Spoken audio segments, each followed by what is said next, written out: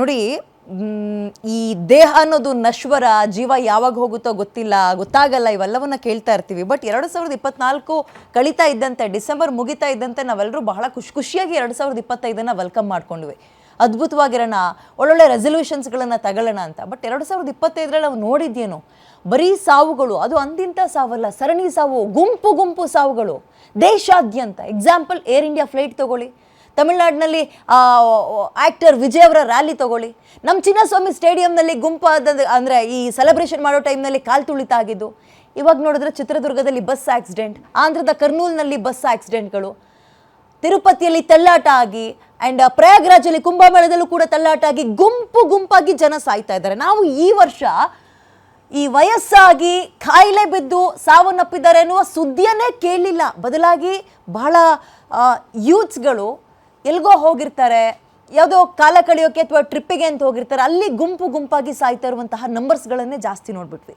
And ನಮ್ಮ ಇಂಡಿಯಾದ beauty ಏನು ಗೊತ್ತಾ, ಕಲ್ಚರ್ ಏನು ಅಂದರೆ ಈ ದೇವರು ದಿಂಡ್ರಿನ ಜೊತೆಗೆ ಭವಿಷ್ಯವನ್ನು ನಾವು ನಂಬ್ತಾ ಹೋಗ್ತೀವಿ. ಅದೇ ನಮ್ಮ ಬ್ಯೂಟಿ, ನಮ್ಮ ದೇಶದ್ದು. ಭವಿಷ್ಯದಲ್ಲಿ ಇಂಥವುಗಳನ್ನು ಉಲ್ಲೇಖ ಕೂಡ ಮಾಡಿದ್ರು. 2025 ಇಂತಿಂತಹ ವಿಚಾರಗಳಿಗೆ ಸಾಕ್ಷಿ ಆಗ್ತೀವಿ ಅಂತ. ಯಾರು ಬೇಡ, ಇದೇ ಸ್ಟುಡಿಯೋದಲ್ಲಿ ಕೂತ್ಕೊಂಡು ಬ್ರಹ್ಮಾಂಡ ಗುರುಜಿ ಕೂಡ ಅದನ್ನು ಪ್ರಸ್ತಾಪ ಮಾಡಿದರು. ಅದೊಂಥರ ಕೋಇನ್ಸಿಡೆನ್ಸೋ ಏನೋ ಗೊತ್ತಿಲ್ಲ ನೋಡಿ, ಹಾಗೆ ಆಗಿದೆ. ಚರ್ಚೆ ಮಾಡ್ತಾ ಹೋಗೋಣ. ಈ ಡಿಸೆಂಬರ್ ಮುಗಿಯೋಕೆ ಇನ್ನೂ ಕೂಡ 5ರಿಂದ 6 ದಿನ ಬಾಕಿ ಇದೆ. ಈ 5ರಿಂದ 6 ದಿನ ಏನೆಲ್ಲ ನಾವು ನೋಡಬೇಕಾಗುತ್ತೆ, ಯಾಕೆ ಹಿಂಗಾಗಿದೆ ಆ್ಯಂಡ್ 2026 ಹೇಗಿರುತ್ತೆ, ಚರ್ಚೆ ಮಾಡ್ತಾ ಹೋಗೋಣ. ಇದೇ ಹೊತ್ತಿನ ವಿಶೇಷ ಡೆಡ್ಲಿ ಡಿಸೆಂಬರ್, ಬಿ ಕೇರ್ಫುಲ್. ನಾನು ವಿದ್ಯಾ ಮಲ್ನಾಡ್.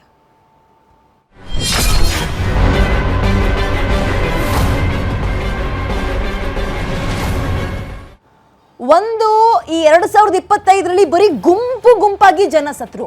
ಅದರಲ್ಲೂ ಕೂಡ ಆಲ್ಮೋಸ್ಟ್ 70ರಿಂದ 80 ಭಾಗ ಈ ಯುವಕರೇ ಸಾಯ್ತಾ ಇರೋದು. ಒಂದು ಎರಡನೇದು ಏನಪ್ಪ ಅಂತ ಹೇಳಿದ್ರೆ, ನಾವು ಇತ್ತೀಚಿನ ಒಂದು 10-15 ವರ್ಷದ ಲೆಕ್ಕಾಚಾರ ತಗೊಳ್ಳೋಣ. ಡಿಸೆಂಬರ್ನಲ್ಲಿ ಇಂತಹ ದುರಂತಗಳು ಪದೇ ಆಗ್ತಲೇ ಇರುತ್ತೆ. ಯಾಕೆ ಈ ಡಿಸೆಂಬರ್ ಅಷ್ಟೊಂದು ಡೇಂಜರಾ? ಶಾಸ್ತ್ರ ಅಥವಾ ಭವಿಷ್ಯ ಏನು ಹೇಳುತ್ತೆ ಇದಕ್ಕೆ ಸಂಬಂಧಪಟ್ಟಂತೆ? ಇದನ್ನು ಚರ್ಚೆ ಮಾಡ್ತಾ ಹೋಗೋಣ. ನನ್ನ ಜೊತೆ ಬ್ರಹ್ಮಾಂಡ ಗುರೂಜಿಗಳು ಮತ್ತೆ ಜಾಯ್ನ್ ಆಗಿದ್ದಾರೆ, ಅವ್ರನ್ನ ವೆಲ್ಕಮ್ ಮಾಡ್ಕೊಳ್ತೀನಿ. ಗುರುಗಳೇ ನಮಸ್ತೆ, ಕಾರ್ಯಕ್ರಮಕ್ಕೆ ಸ್ವಾಗತ. ನಮಸ್ಕಾರ. ಇದೊಂಥರ ಇದನ್ನು ಹೆಂಗೆ ಹೇಳೋದು ಗೊತ್ತಾಗ್ತಲ್ಲ, ಕೋಇನ್ಸಿಡೆನ್ಸ್ ಅಂತಾರಲ್ಲ, ಹಕ್ಕಿ ಬಂದು ಕೂರೋಕು ಕೊಂಬೆ ಮುರಿಯೋಕು ಹಂಗಾಯ್ತು, ಅಥವಾ ಇದ್ದಿದ್ದನ್ನೇ ನೀವು ಹೇಳಿದ್ರು, ನೀವು ಹೇಳ್ದಂಗೆ ಆಯಿತು ಗುರೂಜಿ. ಕೊನೆಗೂ ಇಲ್ಲಿ ನೋಡಿದ್ರೆ ಬಸ್ ಆಕ್ಸಿಡೆಂಟ್ಗಳು ಪದೇ ಸಾಲಾಗ್ತಾ ಇದೆ. ಯಾವುದೋ ಸೆಲೆಬ್ರೇಷನ್ಗೆ ಅಂತ ಹೋಗ್ತಾರೆ, ತಳ್ಳಾಡ್ತಾರೆ, ನೂಕಾಡ್ತಾರೆ, ಅಲ್ಲೂ ಗುಂಪಾಗಿ ಜನ ಸಾಯ್ತಾರೆ. ದೇವಸ್ಥಾನಕ್ಕೆ ದೇವ್ರು ನೋಡೋಕೆ ಅಂತ ಹೋಗಿರ್ತಾರೆ, ಅಲ್ಲಿ ತಳ್ಳಾಡ್ತಾರೆ, ಅಲ್ಲೂ ಗುಂಪಾಗಿ ಸಾಯ್ತಾರೆ. ಪ್ರಯಾಗ್ರಾಜ್ ತಗಲಿ, ಕುಂಭಮೇಳ, ತಿರುಪತಿ ತಿಮ್ಮಪ್ಪನ ದೇವಸ್ಥಾನ, ತಮಿಳ್ನಾಡಲ್ಲಿ ಇನ್ಯಾವುದೋ ದೇವಸ್ಥಾನ, ಹಿಂಗಾಗ್ಬಿಟ್ರೆ ಹೆಂಗೆ ಗುರುಗಳೇ? ಏನು ಇದಕ್ಕೆ ಪರಿಹಾರ ಏನು ಹಾಗಾದ್ರೆ ಅಂತ?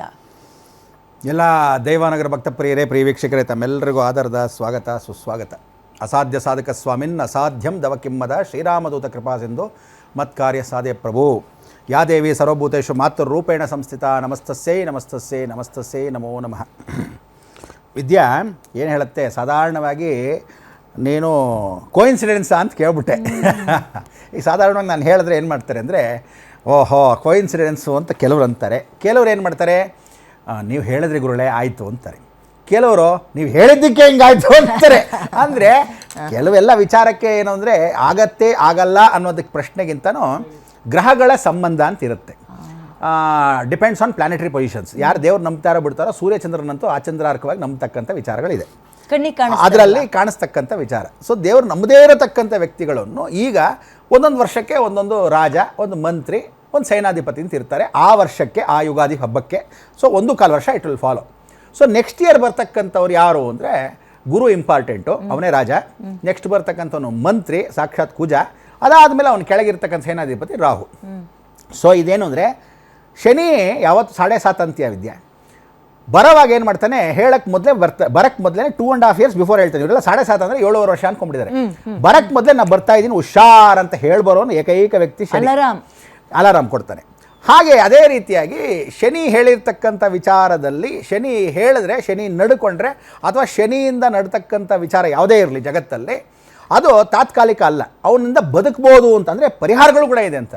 ಬುಧ ಕೆಟ್ಟರೆ ಬದುಕಿದ್ದುಂಟ ಅಂತ. ಯಾಕೆಂದರೆ ಶನಿಗಿಂತ 8 ಪೋರ್ಟ್ಫೋಲಿಯೋ ಜಾಸ್ತಿ ಅವನು. ಸೊ ಅಂಥ ಸಮಯದಲ್ಲಿ ಬುಧ ಅಕಸ್ಮಾತ್ ಕೆಟ್ಟೋದ್ರೆ ಹೊಟ್ಟೆ ಕೆಟ್ಟೋಗುತ್ತೆ, ಜೀವನ ಕೆಟ್ಟೋಗುತ್ತೆ, ಬಾಂಧವ್ಯ ಕೆಟ್ಟೋಗುತ್ತೆ, ದುಡ್ಡು ಕೆಟ್ಟೋಗುತ್ತೆ, ಊಟ ಕೆಟ್ಟೋಗುತ್ತೆ, ಮನೆ ಭೂಮಿ ಎಲ್ಲ ಕೆಟ್ಟೋಗುತ್ತೆ. ಸೊ ಡೇಂಜರ್ ಬುಧ, ಆದರೆ ಬುಧನ ಅನುಭವ ಎಷ್ಟೋ ಜನಕ್ಕೆ ಆಗಿರಲ್ಲ.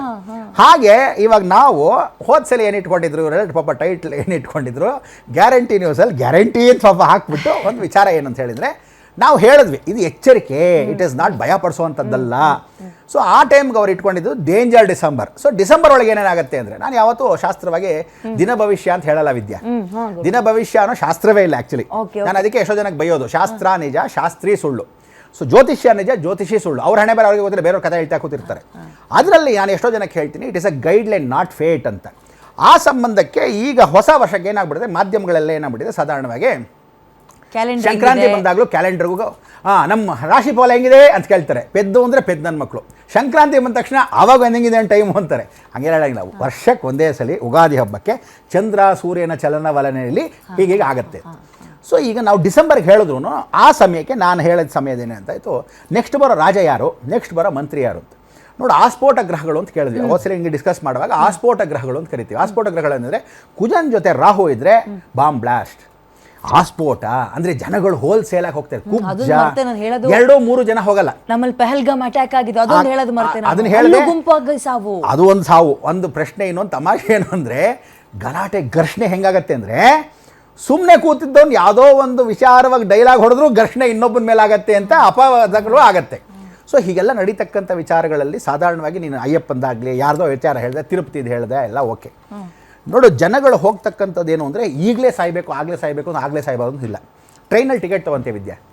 ಟಿಕೆಟ್ ತೊಗೊಂಡು ಕ್ಯಾನ್ಸಲೇಷನ್, ಅವ್ನು ಸಾಯ್ಬೇಕಾದ್ರೆ ಏರ್ಪೋರ್ಟಲ್ಲಿ ಅಥವಾ ಅವ್ನು ಟ್ರೈನಲ್ಲಿ ಹೋಗಿ ಸಾಯ್ಬೇಕಾದ್ರೆ, ಇವನು ಹಣೆ ಬರದಲ್ಲಿ ಸಾವಿಲ್ಲ ಅಂದವನು ಕ್ಯಾನ್ಸಲೇಷನ್ ಮಾಡಿರ್ತಾನೆ. ಅದೇ ಇವನಿಗೆ ಇನ್ನೊಬ್ಬ ಟಿ ಬಂದು ಬರ್ಕೊಟ್ಟು ಅವ್ನು ಹತ್ತಾನೆ ಸಾಯೋನು. ಸೊ ಹಾಗೆ ಇವ್ರುಗಳು ರಾತ್ರಿ 2 ಗಂಟೆಗೆ ಸಾಯಬೇಕು ಅನ್ನೋದು ಪಾಪ ಏನೂ ಇಲ್ಲ. ಒಂದೇನು ಅಂದರೆ, ನೀವೆಲ್ಲರೂ ವೀಕ್ಷಕರು ಅಷ್ಟೂ ಜನ ಏನು ನೋಡ್ತಾ ಇದ್ದಾರೆ, ಅಯ್ಯೋ ಒಂದು 20 ಜನ ಸತ್ರು ಅಂತ. ನೋಡು, ಒಂದು ಲ್ಯಾಂಡ್ ಸ್ಲೈಡ್ ಆಗೋದ್ರೆ ಅಥವಾ ದೊಡ್ಡಂದರೆ ಊರೂರೇ ಕೊಚ್ಕೊಂಡು ಹೊಟ್ಟೋಯ್ತು. ನೀ ಕೇರಳಲ್ಲಿ ಫುಲ್ಲೇ ಹೊಟ್ಟೋಯ್ತು. ನಮ್ಮ ಕೇದಾರಲ್ಲಿ ವಿಶೇಷವಾಗಿ ಉತ್ತರ ನಾಡಲ್ಲಿ ಅಲ್ಲೂ ವಿಶೇಷವಾಗಿ ಹೊಟ್ಟೋಯ್ತು.